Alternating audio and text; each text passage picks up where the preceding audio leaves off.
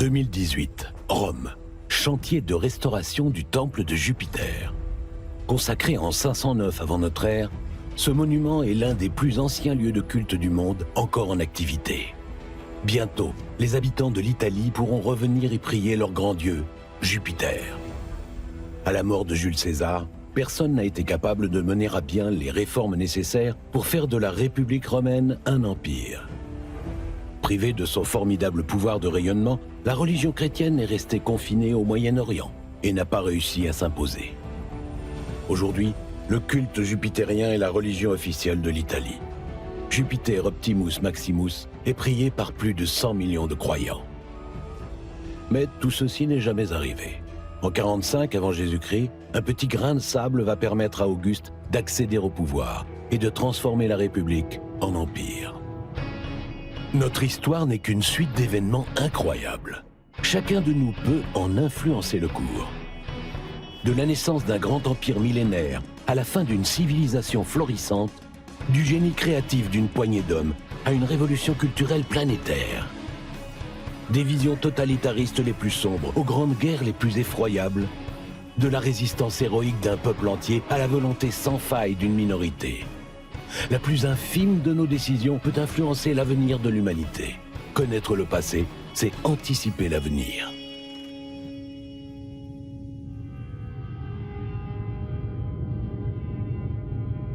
« 11 janvier de l'an 49 avant notre ère, à la tête de la 13e Légion, César pénètre illégalement en Italie, puis marche sur Rome.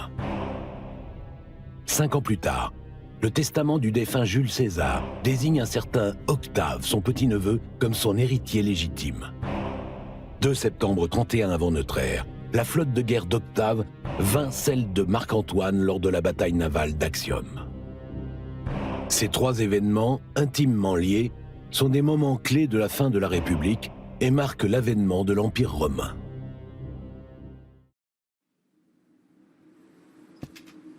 « 27 septembre de l'an 52 avant Jésus-Christ. La nuit a été longue. Hier, les armées gauloises se sont jetées sur le camp retranché romain. In extremis, les légions de Jules César les ont repoussées.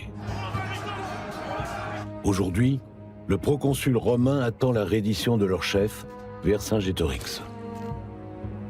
La République romaine est en passe de soumettre la Gaule entière.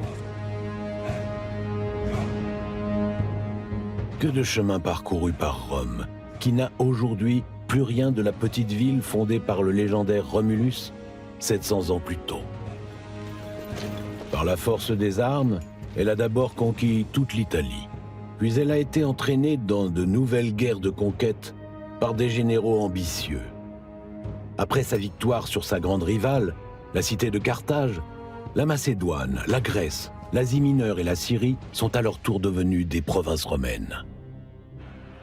Les victoires à répétition ont couvert d'or les généraux victorieux et peuplé Rome d'esclaves. Mais on ne dirige pas un empire comme on gouverne une ville, et la République semble dépassée par la réussite fulgurante de ses légions. Cette formidable expansion a bouleversé l'équilibre de la cité-État primitive. L'administration des nouvelles provinces, parfois distantes de milliers de kilomètres, est complexe et met à mal la vieille organisation républicaine. Car ces institutions n'ont presque pas évolué depuis ses origines. La réalité du pouvoir est toujours entre les mains d'une poignée de grandes familles aristocratiques qui emploient leur fortune à se rallier des partisans. Plus une famille compte de partisans, plus elle a de l'influence et plus elle a de poids dans les décisions politiques et militaires. C'est le système des clientèles. Mais au 1er siècle avant Jésus-Christ, cet équilibre des forces est en pleine mutation. L'économie est bouleversée. Les inégalités gagnent du terrain. Le mécontentement populaire dégénère en de violentes révoltes. La République vit dans une ambiance quasi permanente de guerre civile. Pour des hommes ambitieux et charismatiques, c'est l'opportunité de s'affranchir de la mainmise des grandes familles aristocratiques et de gravir les marches du pouvoir. Le peuple de Rome semble maintenant prêt à suivre celui qui lui promettra la paix civile, la stabilité et l'ordre. Un homme comme Jules César. En 58 avant notre ère, alors proconsul, il obtient un commandement militaire hors d'Italie, aux portes de la Gaule. Une excellente occasion de se tailler le prestige militaire qui lui manque et d'accumuler un formidable trésor de guerre. En moins de 8 ans, César soumet les nombreuses tribus gauloises, écrase le soulèvement de Vercingétorix et impose la loi romaine à la Gaule tout entière. À Rome, ce général ambitieux commence à inquiéter. Aussitôt la guerre terminée et arrivé à la fin de son mandat, il est sommé par le Sénat de rendre ses légions et de revenir à Rome comme simple citoyen. S'il obéit, il risque d'être écarté de la scène politique. S'il refuse, il se place lui-même hors la loi. Le 11 janvier de l'an 49 avant notre ère, il fait face au Rubicon. Cette rivière marque une frontière symbolique. Au-delà, la terre sacrée de l'Italie. Aucun général n'a le droit de la franchir sans avoir laissé ses armées derrière lui. César fait face à son destin. Il choisit l'illégalité et marche sur Rome à la tête de ses légions. Le sort en est jeté. Bienvenue dans la mémoire de l'humanité. Tous les événements de notre histoire, aussi infimes soient-ils, y sont mémorisés et interconnectés. Il suffit d'en changer un pour bouleverser tous les autres. Ici, nous pouvons contrôler le temps, analyser et comparer des milliards d'événements pour réécrire l'histoire à l'infini. En latin, res publica signifie la chose publique. Elle ne renvoie donc pas forcément à un système démocratique. Et effectivement, Rome est dirigée par une classe aristocratique restreinte. Il s'agit donc d'une oligarchie. Pour les Romains, le terme libertas, pour liberté, résumait bien mieux leur système de gouvernement. Dans l'âme de la République, la libertas est incarnée par l'union du Sénat et de l'ensemble des citoyens, résumée par la formule Senatus Populusque Romanus, le célèbre SPQR. Les sénateurs sont choisis en fonction de leur prestige et de leur dignité. Ils sont considérés comme les gardiens des coutumes ancestrales. Ils promulguent les lois et gèrent le domaine financier. Les représentants du peuple, eux, élisent les magistrats chargés du pouvoir exécutif. Ces hauts fonctionnaires sont dotés de pouvoirs spécifiques pour une durée déterminée. Les plus importants d'entre eux, les consuls, sont investis de l'imperium, le pouvoir de commandement à la fois civil et militaire. Mais comme tous les magistrats, les consuls doivent se défaire de leur pouvoir une fois leur mandat arrivé à échéance. S'ils refusent de s'y soustraire, ils sont condamnés par le Sénat, seul garant de la légitimité. C'est le choix de César. Il se place alors en situation d'illégalité et devient de fait ennemi de la République. Pour César, c'est l'heure de vérité. Après avoir pourchassé les armées républicaines à travers toute la Méditerranée, c'est ici, sur ces pentes d'Espagne, que tout se joue.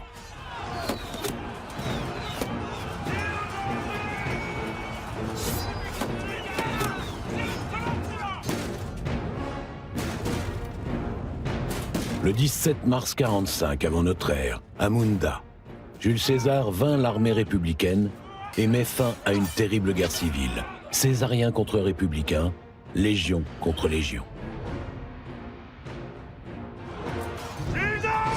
Il a gagné son pari et rentre à Rome en vainqueur, se proclamant le véritable défenseur de la République. Mais rien n'est encore joué. Il lui faut maintenant légitimer son pouvoir. Sans jamais enfreindre la loi, il va rechercher les moindres failles et les exploiter à son avantage. En 49, il s'était déjà fait nommer dictateur. Cette magistrature dotée de pouvoirs exceptionnels est normalement faite pour faire face aux situations d'urgence. D'une durée légale de 6 mois maximum, César fait simplement rendre la sienne perpétuelle. Mais il ne s'arrête pas là. Il obtient aussi le droit de nommer les autres magistrats, les gouverneurs, les consuls et les tribuns, et bien sûr le commandement de l'armée. César cumule tous les pouvoirs et écrase la vie politique de sa présence.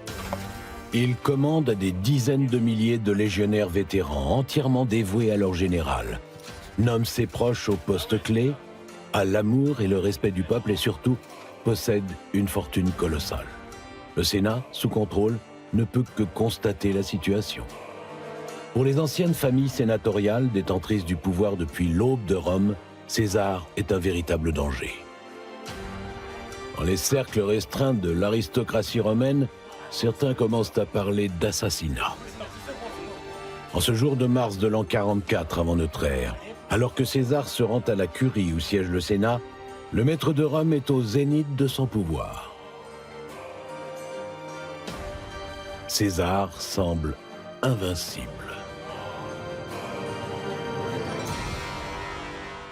Rome ne s'est pas faite en un jour. D'abord une monarchie, elle est devenue une véritable république lors de l'éviction de son dernier roi, Tarquin le Superbe. Le peuple romain en a gardé un souvenir très traumatisant, presque mythique, et un rejet profond de toute royauté. Très attaché à la notion de libertas, il s'est trouvé de nouveaux héros, à l'image de Lucius Cincinnatus, ce citoyen que l'on serait venu chercher dans son champ pour prendre la tête des armées et sauver la patrie d'un grand péril. Doté des pouvoirs extraordinaires et quasi illimités de la dictature, il aurait vaincu les ennemis de Rome, puis aurait remis ses pouvoirs au Sénat et serait retourné labourer son champ comme simple citoyen. Au fil des siècles, il est devenu un modèle de vertu et d'humilité semi-légendaire, un exemple de dévouement au bien public. Nombre d'hommes politiques romains s'en réclameront. Mais César, lui, fait précisément l'inverse. Il devient ennemi de la République en marchant sur Rome, puis soumet le Sénat et confisque le pouvoir pour son propre compte. Pour beaucoup, c'est le spectre de Tarquin le Superbe et de la monarchie qui plane de nouveau sur leur chère République. 23 coups de poignard. César gît sur le sol de la Curie, assassiné en plein Sénat par une vingtaine de conjurés. Tous les autres sénateurs ont fui, de peur d'être soupçonnés de complicité. Chez les conspirateurs, c'est le flottement. Ils hésitent à se débarrasser de la dépouille dans le Tibre, puis abandonnent l'idée. Étonnamment, personne ne semble avoir prévu quoi faire une fois le dictateur éliminé. Marc-Antoine, loyal lieutenant de César et vétéran de toutes ses campagnes, saisit l'opportunité. À l'occasion des funérailles, lors d'un éloge funèbre émouvant, il parvient à galvaniser la foule. Les rues de Rome grondent bientôt de la colère de ses habitants, fous de rage et ivres de vengeance.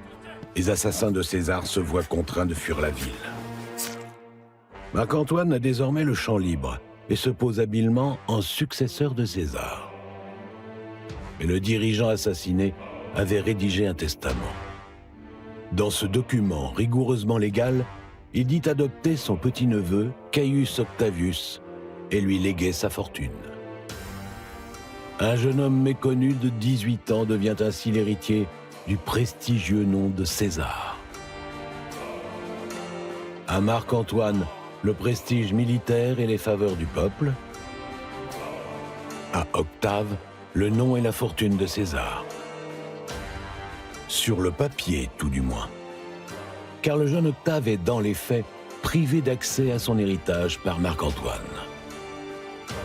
Entre les deux successeurs, le conflit est inévitable.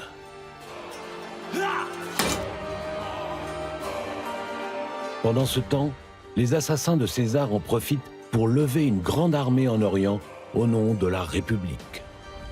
Devant le danger, Octave et Marc-Antoine sont contraints d'enterrer leur désaccord et scellent un pacte d'alliance.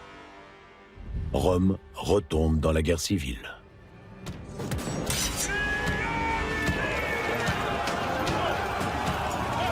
Lors de la terrible bataille de Philippès, en 42 avant notre ère, Marc-Antoine fait la démonstration qu'il est bien le digne héritier de César en matière de tactique militaire.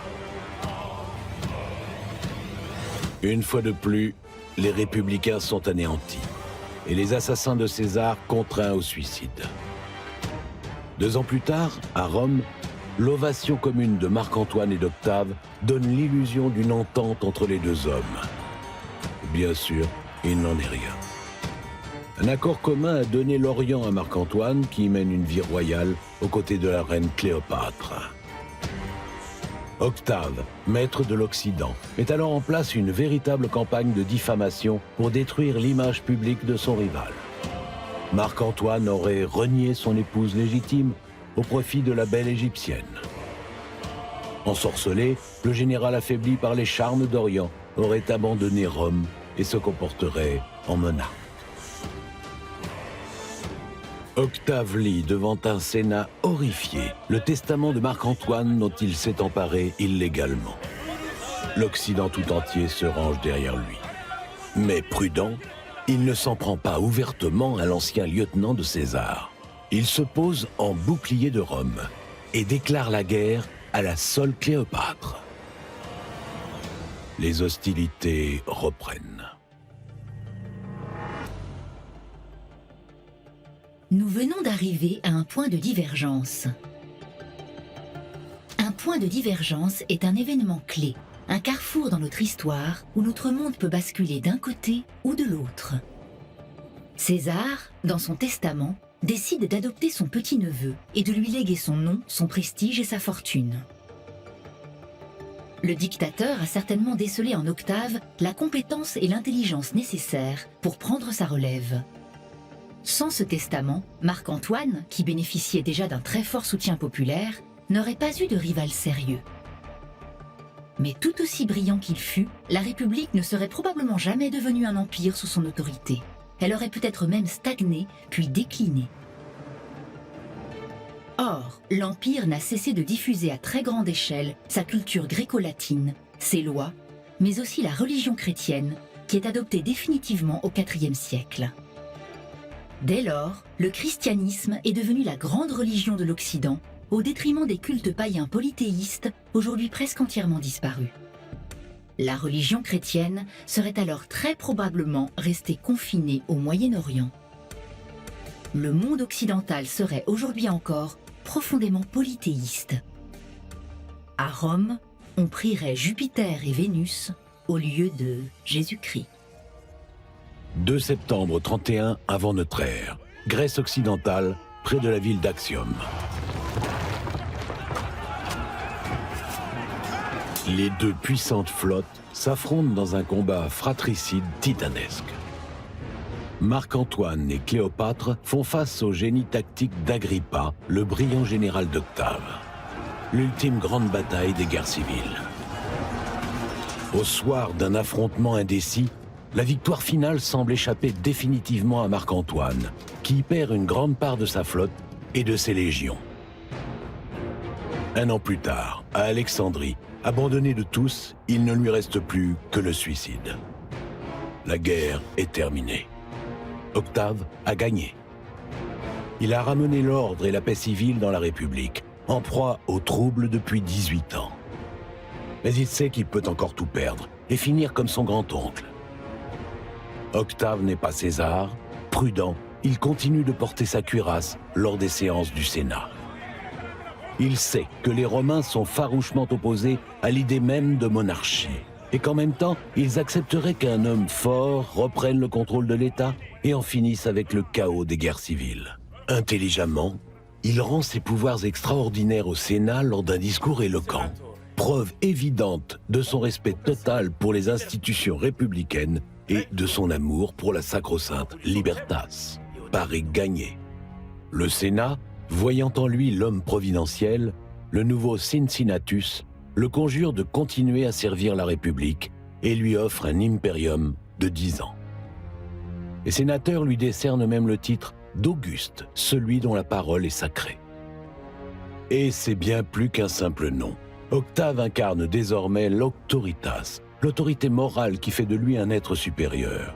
Il devient le gardien de l'impérium, le premier parmi les citoyens, le princeps. Sous les ovations, Imperator Caesar Divi Filius Augustus devient le maître incontesté de Rome, à la demande même du Sénat. Dans l'absolu, toutes les institutions sont conservées. Le peuple continue de voter, le Sénat de se rassembler, la République d'exister. Les anciennes magistratures sont soigneusement maintenues, elles sont simplement toutes sous l'autorité d'Auguste. Voilà comment, sans aucune proclamation officielle, s'est éteinte la République et est né l'Empire. Auguste vient de réussir un tour de force. Tout en se drapant dans son rôle de bouclier de la République, il parvient à la vider de son sens. S'il avait échoué dans sa tentative, l'histoire se serait souvenue de lui comme d'un tyran ou d'un usurpateur. On retrouve un cas similaire au tournant du XVIIe siècle dans le Japon médiéval. À cette époque, le pays est en proie depuis des décennies à de terribles guerres civiles. Ieyasu, du clan Tokugawa, entre en rébellion, officiellement pour défendre les intérêts de l'empereur, mais en réalité pour s'accaparer le pouvoir. Vainqueur in extremis à la bataille de Sekigahara, il devient shogun et installe sa dynastie au pouvoir. C'est le début d'une longue période de paix civile, l'ère Edo. Ieyasu et son clan tout entier sont passés très près de l'infamie. César comme Ieyasu ont joué leur destin sur des coups de dés. Auguste, lui, n'a rien laissé au hasard. Rome, 14e année de notre ère. Dans son palais, le vieil empereur de 75 ans vit ses dernières heures. Commencé dans la violence des guerres civiles, son long règne de 40 ans a assisté à l'explosion de l'art, des sciences et de l'architecture. La cité éternelle, capitale d'empire, a été en grande partie rebâtie et enrichie de nouveaux bâtiments prestigieux. Auguste a hérité d'une ville de briques, il l'a laissée de marbre. De nouvelles conquêtes ont repoussé les frontières de l'Empire. Ces légions, soumises à une discipline de fer et équipées du meilleur armement, ont connu de grandes victoires, mais aussi quelques défaites, comme celle de Teutobourg dans les lointaines et sombres forêts de Germanie. Auguste, après un début de règne marqué par la violence et la brutalité, s'est façonné une image d'empereur réfléchi, juste et équilibré. Sa devise, Festina lente, hâte-toi lentement, est révélatrice de son tempérament. Il a su s'entourer de personnes de valeur, comme le général Agrippa ou Mécène, devenu célèbre pour avoir consacré une grande partie de sa fortune à la promotion d'hommes de lettres. Malgré l'aversion profonde des Romains pour la monarchie, Auguste a même réussi à imposer progressivement l'idée d'un successeur. L'Empire semble dessiné pour vivre éternellement. Et de fait, son histoire ne fait que commencer. À son apogée, au IIe siècle, son territoire s'étendra sur 5 millions de kilomètres carrés, sur lesquels plus de 60 millions d'habitants vivront en paix sous la Pax Romana. 2 siècles plus tard, venant du nord de l'Europe, déferleront sur les frontières impériales des vagues de peuples barbares. Submergé par le nombre, rongé par la corruption, le déficit budgétaire et les conflits de succession, l'Empire vacillera. Mais ceci est une autre histoire. Auguste n'a jamais été empereur au sens où on l'entend aujourd'hui. Il s'est contenté de contrôler tous les postes clés, concentrant tous les pouvoirs. C'est comme si, dans nos démocraties actuelles, un homme seul était président à vie, nommait le Premier ministre, le directeur des finances et de la Banque centrale, le chef des armées, le premier secrétaire des syndicats et le principal responsable religieux.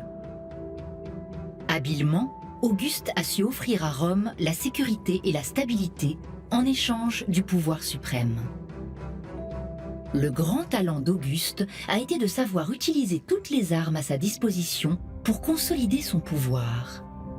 Guerre, action politique, mais aussi complot et manipulation d'opinion. Il s'est même souvent montré implacable, cruel et sans pitié. Mais, arrivé au pouvoir après des décennies de guerre civile, il n'a eu de cesse de rechercher la paix par tous les moyens. Il n'a pas simplement confisqué le pouvoir pour son propre compte. il a aussi perpétuellement œuvré pour la grandeur de Rome, s'imposant à lui-même une grande rigueur morale et une discipline de vie austère.